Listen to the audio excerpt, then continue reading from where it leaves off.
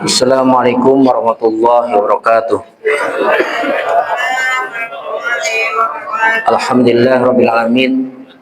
Wassalatu wassalamu ala asyrafil anbiya'i wal mursalin Sayyidina Maulana Muhammadin wa ala alihi wa sahbihi wa man tabi'ahu bi ihsanin ila yaumiddin, amma ba'du.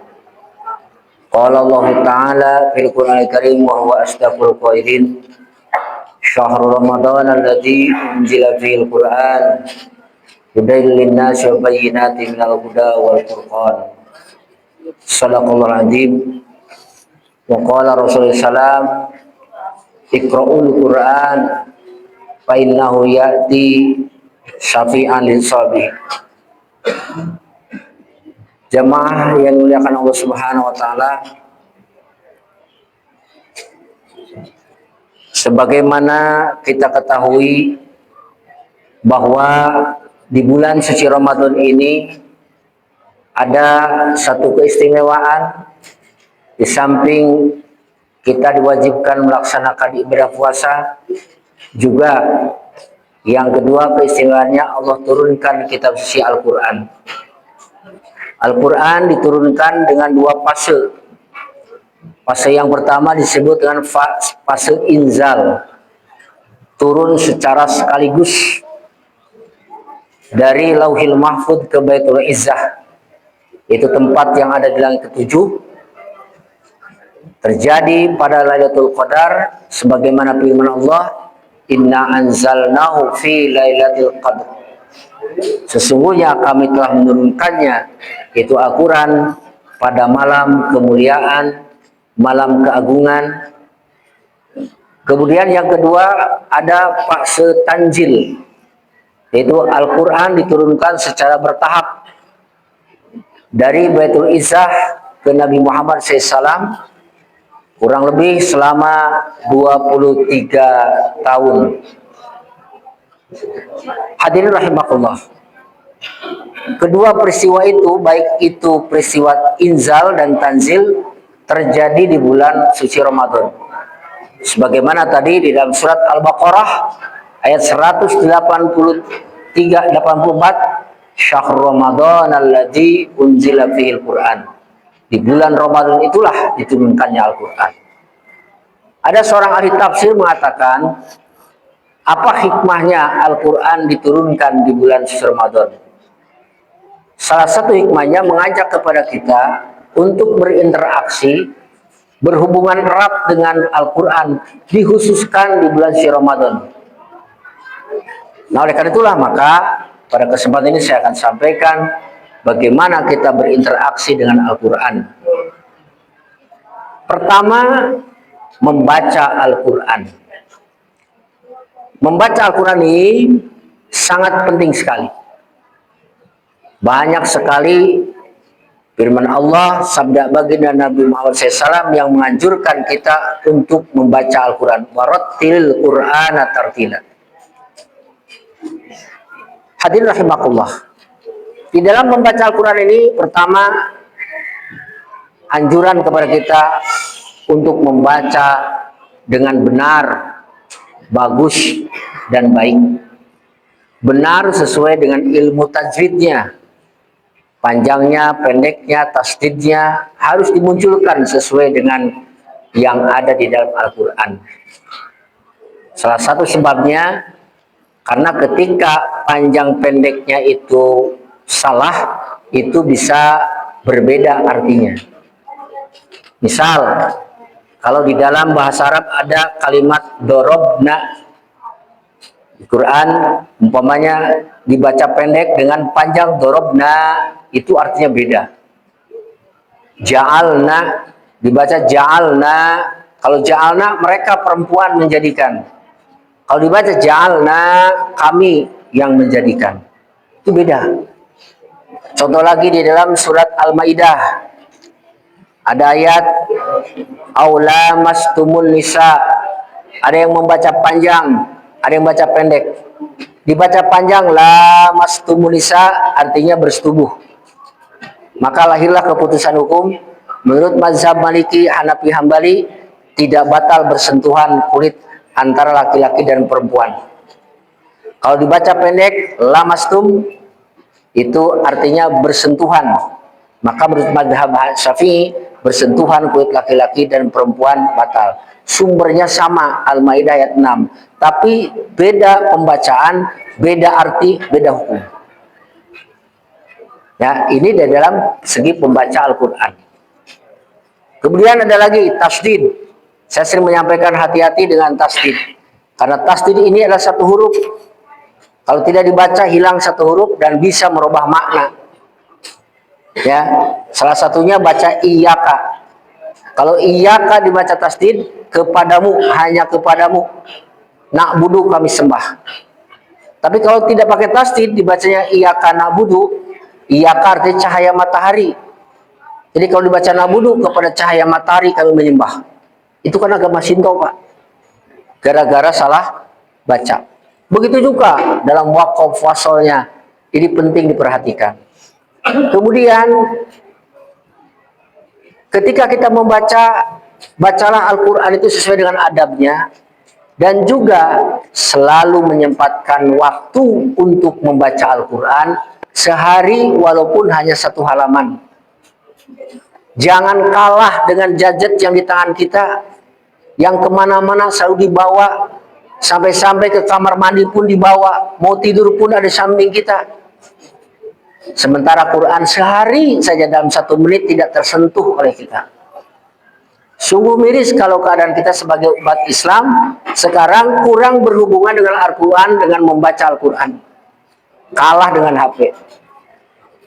Para hadirin rahimakumullah, banyak sekali faedah membaca Al-Quran ini. Salah satunya kalau kita baca Quran, rumah insya Allah akan barokah. Selagi orang sering membaca Quran, kehidupannya akan selalu berada dalam ketenangan, ketentraman. Kemudian yang kedua, kalau kita tidak sempat dan belum mampu membaca secara fasih, dengarkan Al-Quran. Yang ketiga, mendengarkan Al-Quran. Insya Allah mendengarkan Al-Quran pun sama dengan membaca Al-Quran. Karena Allah berfirman, "Fastami'u lahu wa ansitu." Apabila sedang dibacakan Quran, coba dengarkan. Ya, sekalipun kita tidak bisa membacanya ataupun kita tidak tahu artinya. Ya. Kemudian yang ketiga, usahakan setelah kita membaca, mendengar, memahami apa yang ada di dalam Al-Quran. Karena ketika kita paham Al-Quran, insya Allah Quran itu, bukan insya Allah, jadi pastikan Quran itu akan menjadi petunjuk bagi kita. Orang yang sering baca Quran, orang yang sering dengar Al-Quran, orang sering menyelami makna Al-Quran, hidupnya akan lurus-lurus terus. Karena janji Al-Quran, hudal lil muttaqin. Dia akan menjadi petunjuk kepada orang yang akan menjadi takwa. Artinya, orang yang belum takwa bisa jadi takwa. Orang yang sudah takwa akan menjadi sempurna takwanya karena sering berhubungan dengan Al-Quran. Membaca, mendengar, memahami. Banyak Pak sekarang cara untuk memahami Al-Quran. Ada terjemahnya, ada tafsirnya. Ya, kalau mau tafsirnya, insya Allah saya sudah bicara sama Pak Ketua DKM. Bulan Syawal saya akan mengaji tafsir di sini pada setiap kajian malam Rabu, baik 1-2 ayat, kemudian ada sisa hadis. Kalau Bapak siap, buka Qurannya, kita kupas Al-Quran per ayat. Supaya apa? Supaya kita paham tentang Al-Quran. Yang mana Al-Quran itu jadikan pedoman hidup kita. Ya, kalau masih belum puas dengan tafsir apa yang nanti saya sampaikan, banyak itu. Ya, kita tinggal mendownloadnya saja. Mau berbahasa Arab ada. Ini di HP saya ada sekitar 90 tafsir berbahasa Arab. Ya, satu aplikasi itu ada puluhan tafsir. Kalau memang bahasa Arab tidak bisa, ada tafsir berbahasa Indonesia yang sudah terjemah. Tinggal diklik aja tafsir Al-Quran, Departemen Agama ada. Kalau beli aslinya sekitar 2 jutaan. Sekarang tinggal PDF-nya ada. Mau tafsir Al-Misbah, karangan Profesor Dr. Quraisyihab, terjemahnya sudah ada. Tafsir Ibnu Katsir, tafsir At-Tabari, berbagai puluh tafsir ada. Mudah. Tinggal di rumah ada WiFi atau di sini ada WiFi, download, baca. Ya. Ini buat sekalian. Kemudian naik level berikutnya adalah menghafal Al-Quran. Menghafal ini juga tidak kalah pentingnya, ya. Terutama bagi orang yang memang punya tugas sebagai seorang imam, itu penting sekali karena supaya tidak menonton bacaannya itu terus, ya. Gitu. Hadirin rahimakumullah, menghafal Quran ini luar biasa. Manfaatnya, faedahnya sehingga disebut hamilul Quran. Orang yang membawa Al-Quran. Dalam satu hadis disebutkan orang yang membawa Quran ini adalah orang yang nanti di dalam kuburnya jasadnya tidak akan pernah ditanya oleh malak munkar nakir. Jasadnya tidak akan tersentuh oleh ulat-ulat yang ada di dalam tanah. Ya, oleh karena itulah ini penyemangat kepada kita untuk mau menghafal Al-Quran. Memang mungkin usia setua kita ini agak sulit, ya. Para hadirin rahimakumullah. Kenapa penting? Di samping tadi faedahnya, saya pernah kejadian jadi makmum sholat taraweh di masjid raya, bukan masjid raya, di masjid Peruri lah. Ketika itu imamnya nggak tahu, mungkin lagi pikiran THR atau mungkin apa gitu. Tiba-tiba ketika membaca surat At-Tini nyasar ke wal asri, Pak. Ya, baca sumaronadahu asfala sabilin illaladina amanu wa amilus solihati wa tawassaw bil haq. Mau ya, itu karena tidak hafal. Jadi penting menghafal. Saya juga alhamdulillah setiap hari satu ayat diulang, ya, dihafal. Demi apa? Demi menjaga hubungan baik dengan Al-Quran, di samping membaca, mendengar, kemudian juga ada, ya, kita menghafalnya. Alhamdulillah, ini ada yang share MP3, mungkin Bapak sudah ada MP3 30 juz, ada, tinggal di download, dengarkan, ya, kemudian itu bisa dijadikan alat untuk menghafal. Kemudian yang berikutnya adalah kita, ini penting, mengamalkan Al-Quran. Nah, untuk bisa mengamalkan Al-Quran itu tadi, tentu kita harus belajar memahami melalui terjemah ataupun dengan membaca tafsir. Ini penting. Karena Al-Quran ini adalah tadi saya sampaikan sebagai petunjuk. Nah, bagaimana mungkin bisa menjadi petunjuk, bisa diamalkan oleh kita kalau kita tidak mau berinteraksi secara intensif dengan Al-Quran. Para hadirin rahimakumullah, selanjutnya yang terakhir adalah mendakwahkan Al-Quran. Setelah Al-Quran diamalkan, kita dakwahkan kepada orang-orang yang di sekitar kita, baik itu yang berhubungan dengan ibadahnya, yang berhubungan dengan akhlaknya, yang berhubungan dengan sosialnya. Semua ada di Quran, ya. Hadirin rahimakumullah. Kemudian apa manfaatnya kalau kita berinteraksi dengan Al-Quran? Ada beberapa manfaat, banyak sekali kemukakan. Di antaranya Quran itu akan menjadi obat. Wa nunazzilu minal Qur'ani ma huwa syifa. Dalam surat Al-Isra, dan kami turunkan Al-Quran ini sebagiannya ada yang menjadi obat. Diyakini obat hati dan juga obat fisik kita. Artinya jiwa raga kita bisa diobati dengan Quran.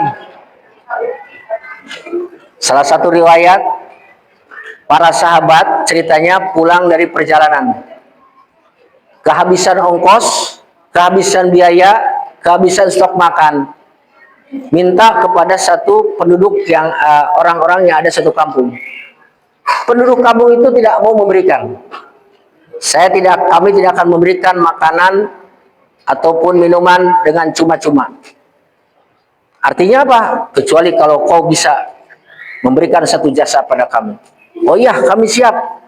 Kebetulan kepala suku kami sudah seminggu disengat kalajengking, belum bisa disembuhkan.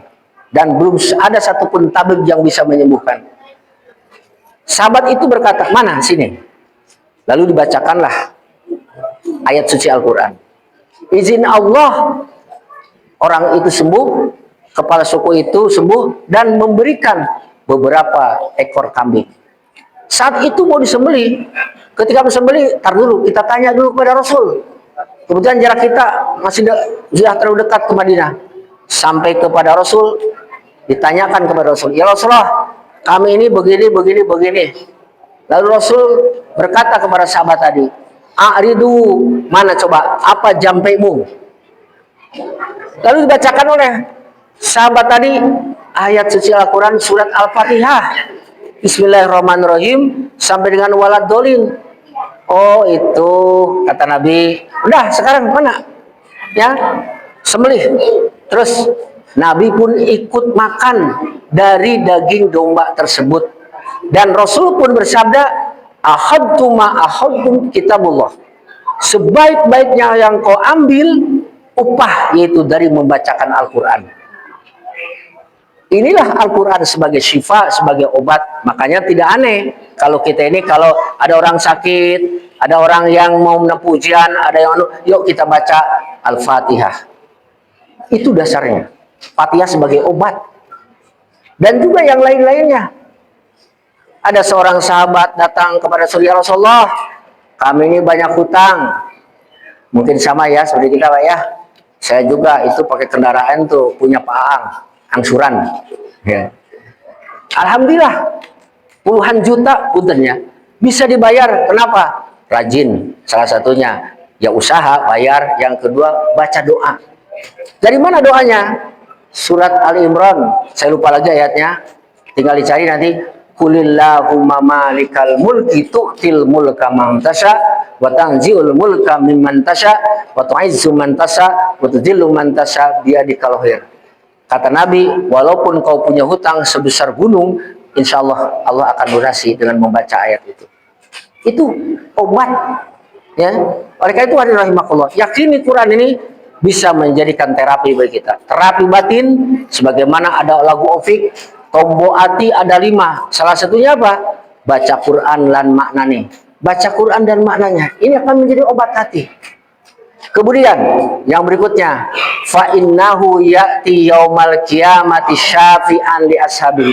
Quran akan menjadi pemberi syafaat di akhirat nanti. Andai kata kita di dalam hidup ini ya banyak kekurangan, banyak kehilapan, ibadah belum sempurna, ibadah belum optimal, tapi ada satu saat Quran senantiasa kita baca, Quran selalu sempat kita baca, maka ketika itu Quran akan memberikan syafaat. Seolah-olah Quran nanti akan menjadi manusia ya yang akan mengatakan, ya Rob, ini orang banyak dosa, tapi dia di satu sisi sering membacaku, selamatkanlah dia dari azab api neraka.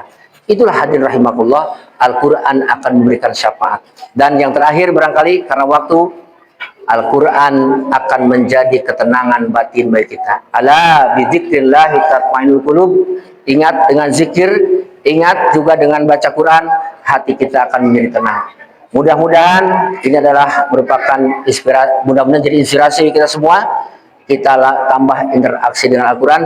Jangan kalah dengan HP yang selalu dibawa kemana-mana. Kita baca, kita bersosial sosial, kita Instagraman, kita TikTokan, tetapi Al-Quran tidak pernah kita gunakan dalam kehidupan kita sehari-hari. Nauzubillah min dzalik, wallahu muwaffiq ila aqwamit thoriq. Wassalamualaikum warahmatullahi wabarakatuh.